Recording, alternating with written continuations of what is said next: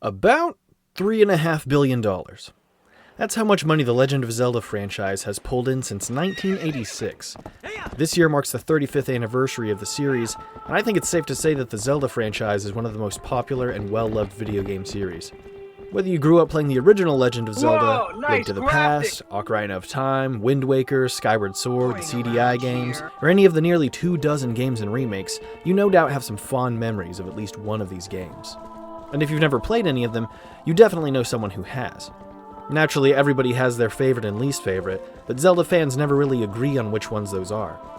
It's different for everybody, but one game that seems to be more divisive among fans than most is Twilight Princess. It's kind of a meme just to say TP bad, but for those who genuinely think it's a bad game, you should know that I wholeheartedly disagree with you.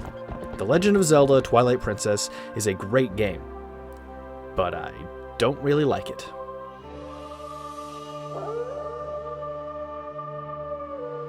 You what? Well, okay, let me explain why, and perhaps if you've never really liked this game, but aren't sure why that is, or you just want to know why some people like myself don't really like this wildly popular game, maybe this will shed some light. But first, let me talk about the intro to the game. Twilight Princess was the first Zelda game I ever beat. I played a little bit of Ocarina and Majora's Mask before I got Twilight Princess for my birthday, but the old TP on the Wii was the first one I ever got, played, and beat. So if there was any game in this franchise that should have the most nostalgia points, it should be this game. But it's not, it's Ocarina. Understandable, as I'm a big fan of the N64 era, but the fact still remains that I should have a lot of rose-tinted nostalgia when I look at this game, but it's not there. How strange. There's nobody here. And if you're wondering what any of this has to do with the intro to the game, well then let me welcome you to my poorly executed segue into the fact that half of Twilight Princess's story is boring and very, very long, especially the intro. Now, the intro takes about an hour to an hour and a half, depending on how fast you go, but I don't think it's very fun or exciting. Now, I've heard some people say that they enjoy the nice juxtaposition of how Link lives the quiet life in the village, doing mundane tasks and errands without much of a care in the world, to suddenly becoming the reincarnated carrier of the Triforce of Courage. Now, normally I would agree with them, I usually like that kind of juxtaposition, but I don't really feel like I'm doing that stuff. I'm not choosing to help these people, I'm moving along the track and pressing a button every once in a while. What I am doing is a list of tutorials instead of the game letting me experience it for myself. If this was just one or two things, I wouldn't necessarily mind it. But you have to do a lot of mundane things that you either only are ever required to do during the game once, or not at all. Herd cattle, fish, blow into a reed to summon a bird, show the kids how to use a slingshot, show the kids how to use a sword, etc. But the slow pace that this game's intro crawls at makes them feel like much more of a chore than it should. If the game made it flow a little more naturally, or at least cut down the time it takes to do these things, then I wouldn't have a problem with it at all. But I feel like the pacing is far too slow than it was supposed to be. The intro isn't just a problem in and of itself, it's a symptom of the game's story and pacing at large. If I was emotionally connected to these characters, then I would enjoy my time with them. But I only feel something towards about half of the characters or so. The Twilight Realm stuff, Midna, Zant, Ganon, Zelda, that's all well and good. Solid job, lads. But I don't care about the village kids. And you have to spend such a large chunk of time with them that you had better care about them or you're going to feel like your time's wasted. The game really, really wants you to like these characters. And I'm sorry, I tried. I really did try to like them, but I just don't. I'm not a heartless man. I feel bad for picking the rude dialogue option just like the rest of us. I love it when I care for characters in games, but I'm sorry, I don't care about Ilya, I don't care about the strangely attractive Ronaldo, I don't care about this piece of crap, or any of the kids for that matter. I do not care about the kids. Except Mallow. He is perfect. That's right, keep moving! You know what? Yeah. Except you stay. Now, this will probably anger quite a few of you, but let me explain. I'm disappointed in part of the story of Twilight Princess. Stories in Zelda games are usually fairly straightforward and pretty easy to understand, but there's also usually some theme or deeper emotional connection or tale that it tells alongside the surface-level synopsis of each story. With Ocarina of Time, for example, the surface story is about two kids chosen by destiny to be the next cycle of heroes who defeat the reincarnated evil. But in their efforts, they accidentally give him the power he was trying to obtain all along. So they have to right their wrongs and face the horrors of the future that they helped to create until they can seal away Ganon and go back in time to prevent this from ever happening. That's all well and good. A classic story. A+. But on the underneath, the subtle level, it's a tale about growing up. A coming-of-age story. It's about the flow of time and how unforgiving it can be. Time passes, friends move away, and sometimes it feels like you're fighting an impossible foe on the horizon. It's about the loss of childhood innocence that we all inevitably face. The world can be a beautiful and wonderful place, but we all know the hardships and challenges that it brings. Link had his childhood innocence taken away from him. The responsibilities and trials of being an adult, quite literally, were placed on him in the blink of an eye. Even talking to Sheik before all the temples, he references time in all of his speeches in these slower, more thoughtful moments that are about reflecting on the past and how time changes the future. The flow of time is always cruel. Its speed seems different for each person, but no one can change it. Another example being Majora's Mask. It's about stopping the moon from crashing down in 3 days, and you have to rewind time to keep trying over and over until you're able to actually fix the problem, recruiting help and helping others along the way. That's the surface story. I'm sure by now most of you have heard the theory about the deeper meaning to Majora's Mask being about Link dying and coming to terms with his death. I think that theory is really cool and does hold merit when you look at it, but honestly I don't think Nintendo was trying to make the story to be an allegory for death. But despite that, the deeper aspects of the story that are what Nintendo was intending for players to experience, or what I at least believe that they were trying to get players to experience, was about loss and acceptance. All the characters in this game have, or at least will experience, loss and fear. Link is mostly just a vessel for the player to put themselves into, but he himself has lost his friend Navi, the whole point of his search at the beginning of the game. Anju and Kafei have lost their soulmate. Anju doesn't really know where her fiancé is, and Kafei is so ashamed of his fate of being reduced to a child, he feels like he's let her down. The importance of his sun mask and being able to fulfill what he promised. It's only after Link fixes the world and the game's over that you get to see their happy ending. Many of the denizens of Termina and the surrounding area have lost a loved one due to death, kidnapping, madness, or just plain disappeared. Even Skull Kid is upset at losing the giants, his friends, thinking that they've abandoned him. Characters are filled with regret and loss. It's really a beautiful work of art. And that's the point I'm trying to make by bringing these two games up, is that there's a surface story and an underlying story, one far more metaphorical, allegorical, or whatever oracle you want to call it. Twilight Princess has a great story about a normal village boy becoming the reincarnated hero and teaming up with the princess of the Twilight Realm to save both of their worlds. Uneasy allies becoming close friends and teammates to take down this new villain Zant. But here's the trick. Zant was only a wild, unhinged puppet. The true villain was the Ganons we made along the way. It's classic buddy cop movie stuff, so if the story checks out for me, what's my problem with it? Well, like how I mentioned previously, the previous games have all had deeper stories about emotion, loss, the cruel nature of time, hot fish people. What is Twilight Princess's thing? No, really, what is it? I can't figure it out. Is it about bravery? No, Link's always carrying the Triforce of Courage and is a very brave boy. I'm a brave boy. Well, is it about sacrifice?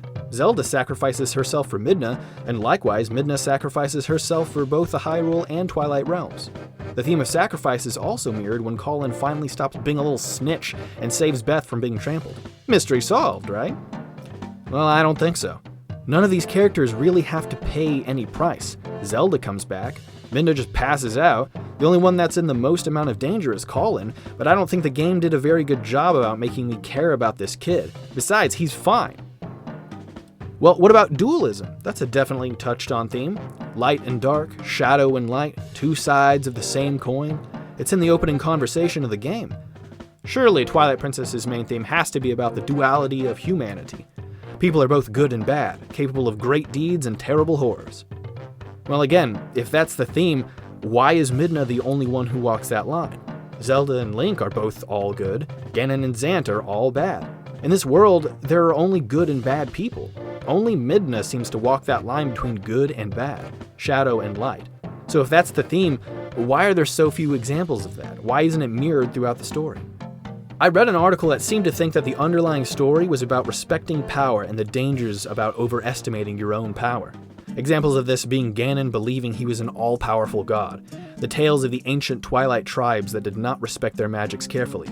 There are several quotes in the game about power, but once again, I don't think that's the theme of the game. Ganon's always overconfident. Zant didn't overestimate his power, it was never his to begin with, and he admits it. He's just a goofy nut. And with as much dialogue that this game has, of course it's going to mention talking about power and strength. The tagline repeated in Majora's Mask is, "Believe in your strengths." But strength and power are not the main theme of this game. You can find symbolism and themes hidden everywhere in a good game, but I'm talking about the one that is the theme of the game, woven intricately all throughout the game itself. I really think these examples of what Twilight Princess's theme could be aren't strong enough to be the main theme. Sure, they're in there. If you look hard enough, sure, you could find lots of stuff to support something being a theme. Like, for example, I could say Ocarina is really about love. Just an example, the 5 sages represent the different types of love. Saria is childhood love. Darunian represents a brotherly love, a non-romantic bond between two men that's not easily broken. Rudo is romantic love, waiting all these 7 years for her to-be husband to return. Impa could be seen as the love of duty and responsibility, and the Shadow Temple representing what going to the extreme of that can result in.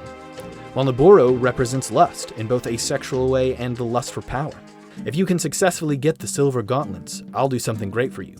Will you go through this tiny hole and get the treasure that's inside? What the? You are a fast mover. Please have a seat right there. So you see, I can find symbolism about how Ocarina of Time is about love, but we all know that's not really what the game's about. Just like how I don't think Twilight Princess is about bravery or sacrifice or not overestimating your power or dualism. Those aspects are definitely in the game, but I don't think they're prevalent enough to be the central theme. And if any of those are what the main theme was intended to be about, then I don't think they did a very good job at all about letting that come across to the player, about letting the player discover that story. And I know I'm not the only one who thinks that. Now, I'm not saying that all games, or even all Zelda games, have to have this deep underlying theme. After all, Breath of the Wild is my favorite game, and that doesn't really have what I've just been describing. But see, here's the thing. Unlike Twilight Princess, Breath of the Wild never pretends to. The game is not story-focused, and it never has the pretense of being a heavy, story-driven game. Twilight Princess does, on the other hand. For a game with this many cutscenes, I think it missed the mark to include something that the previous games did so well, especially since the game was trying to go for a darker tone. I just think it missed the mark, and as a result, it lost a little bit of something to help keep me engaged in the boring parts that I normally wouldn't have minded so much. Again, I am not trying to lessen your appreciation of this game. If you love Twilight Princess, that is great. More power to you. I'm glad you love it. But at least for me, this empty slot where the deeper meaning should be left me feeling a little disappointed. Am I thinking about this too much? Probably, but aren't games with good stories and emotions supposed to make you feel something? And while I like the surface story of the game, it's fun to play, I do feel something. I feel like it could have been so much more. So another problem that I have with this game that I would like to mention, and one that a lot of people have already touched on, is the art style, or more specifically, the dim color palette. Zelda games usually have many different art styles, but they almost always have a bright and diverse color palette to go with the game. Twilight Princess opts for a more realistic and darker tone. Now I know that the game is all about the Twilight Realm and the shadowy time when the sun just hits the horizon, but sunsets are usually colorful. This game just has so many shades of brown and orange that I don't think it complements it very well. Where's all the pink colors, the bright green during the day, the different colors that are usually prevalent in all other Zelda games? I'm not saying everything in this game is just brown and orange. There's certainly cool looking areas, but overall, the color seems washed out of this game.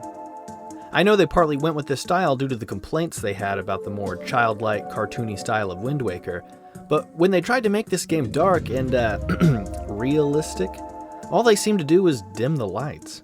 Majora's Mask is a pretty dark game, but that still has a colorful palette to it. It's dark in theme, not in appearance.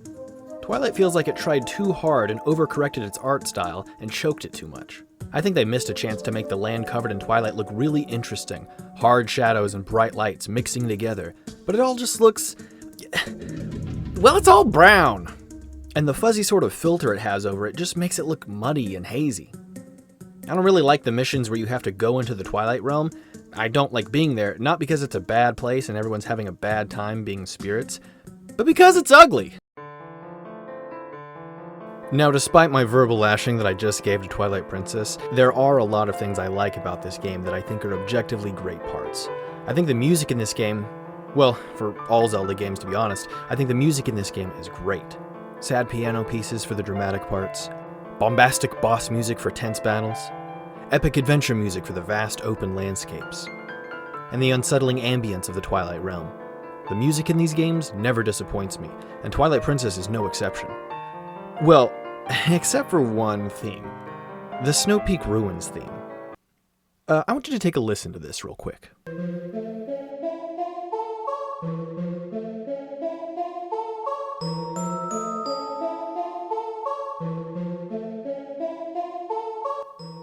It's just this, over and over. It doesn't change. And it's made even worse if you have these lyrics repeating in your head the whole time.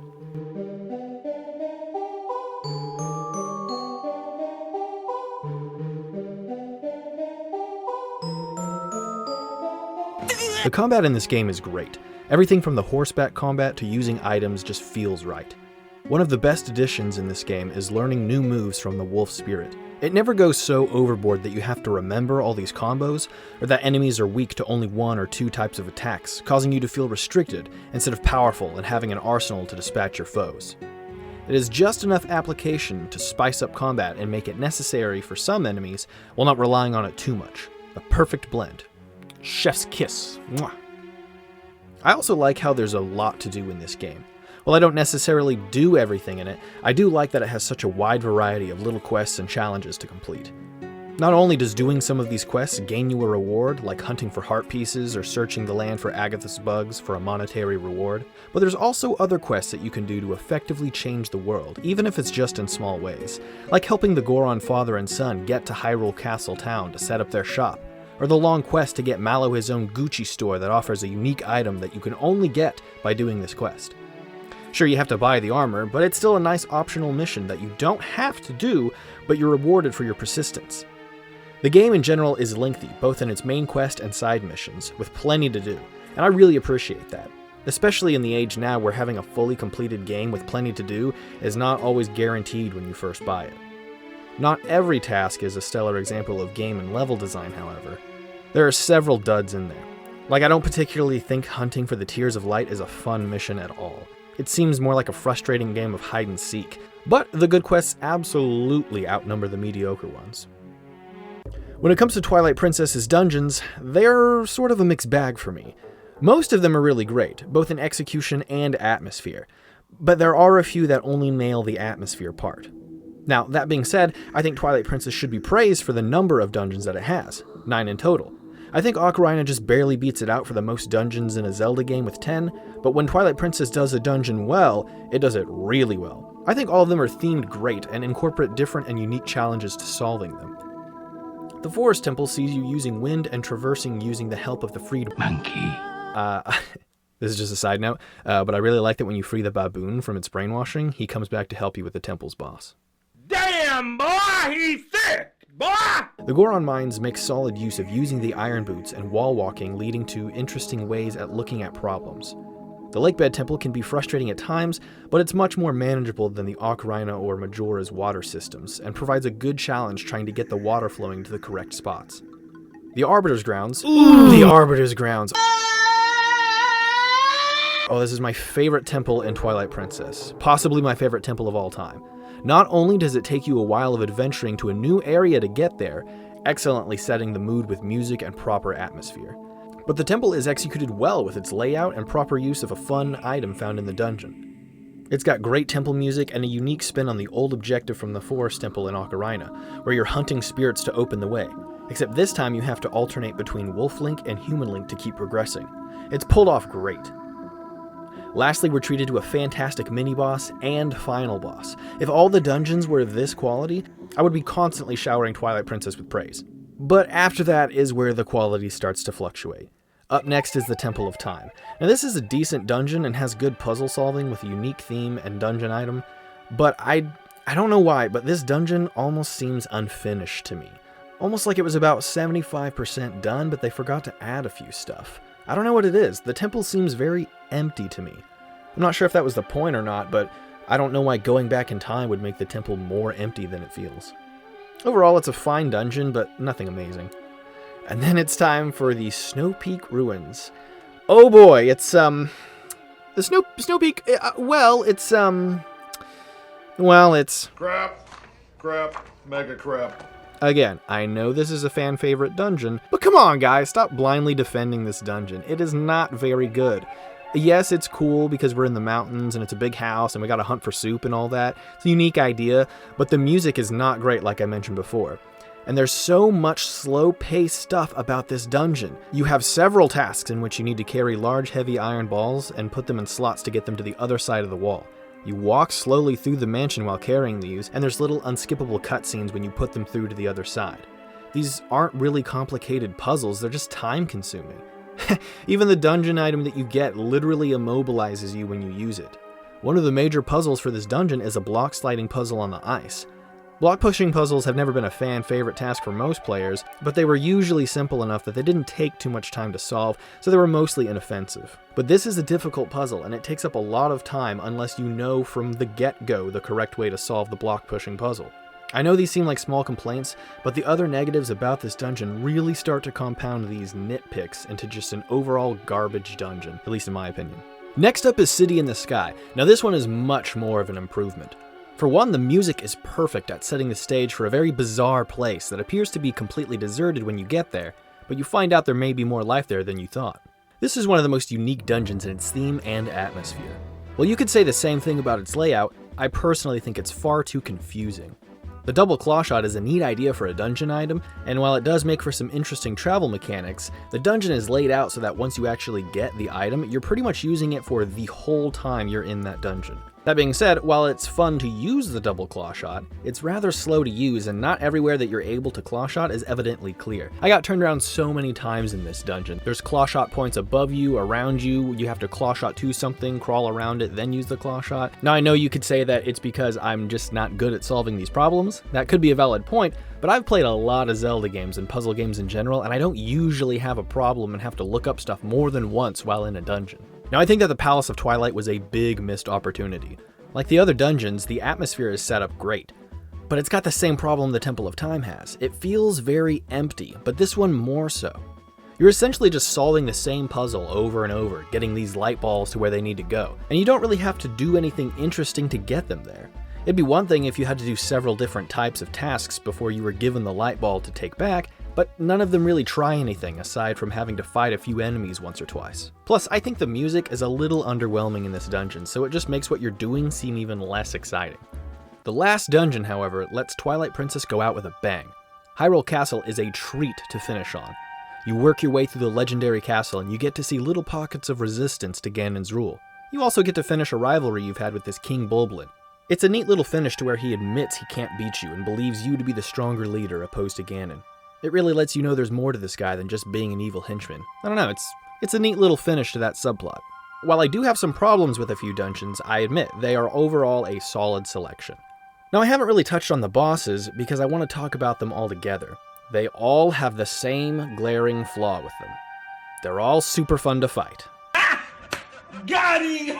The developers did a great job with all of these bosses. While some are fought in ways that are rarely seen in other Zelda games, some might be more simple and straightforward, but they're made up for with pure spectacle and epic scale. Like take the eel boss in Lake Bed Temple. He's not difficult to fight, you're not going to lose the fight to him even if you're just an amateur, but the pure size of him and massive lair you fight him at the very bottom of the temple provides such an epic spectacle that does not go completely overboard, but takes the normal boss fights from the previous Zelda games to the next level. There isn't a single boss that I don't like fighting. Even ones that are normally considered to be bland like Armagoma are still fun to fight because of the location and size of the fight. Even right down to the very end when you fight Zant and he leaps around unexpectedly like a madman and takes the form of the other bosses. And lastly, the fight against Ganon. Just perfect. It's long enough to make it seem like a big challenge, and it should, to be frank, Breath of the Wild. And the different forms he takes offer different tests of your skill. You have the classic light tennis and dodging with the possessed puppet Zelda, wolf combat and quick reaction times with the Dark Beast Ganon with the just killer music. Then you have to ride around with Zelda on horseback and get him shot with light arrows. And finally, a one-on-one duel with him at the end. Mano-y-mano, man to man. Only the most determined will win. Or more specifically, the one with the most fairies. And when Link delivers that final blow to the chest and Ganon dies standing up, I can think of no better way to end your game. Amazing. So, to kind of wrap everything up, my main problem with this game is the slow pacing and story parts that just don't really connect with me, as well as the art style. I have a few other nitpicks about the dungeons and a few items that I don't really think work that great, but again, I have to say this as clearly as I can. The problems that I have with this game are enough to sour my experience with it for me. I don't think they sour the game for everyone else, and thusly, I can see past my bias and say, once again, The Legend of Zelda Twilight Princess is a good game, even a great game. But for me, personally, my own experience with it left me a little disappointed, and it's not one of the games I often want to go back and replay. I've played the GameCube and Wii version, but not the Wii U one, so hey, maybe that will be the experience that will get me to love this game like so many of you do. I'm open to having my mind changed about it. But until then, let me know what you think in the comments. Do you agree with any of the points I made? Do you disagree? I could have completely missed something that you all saw, or I just misinterpreted something and saw something incorrectly. I hope you all have a great day, and hey, I'll see you later.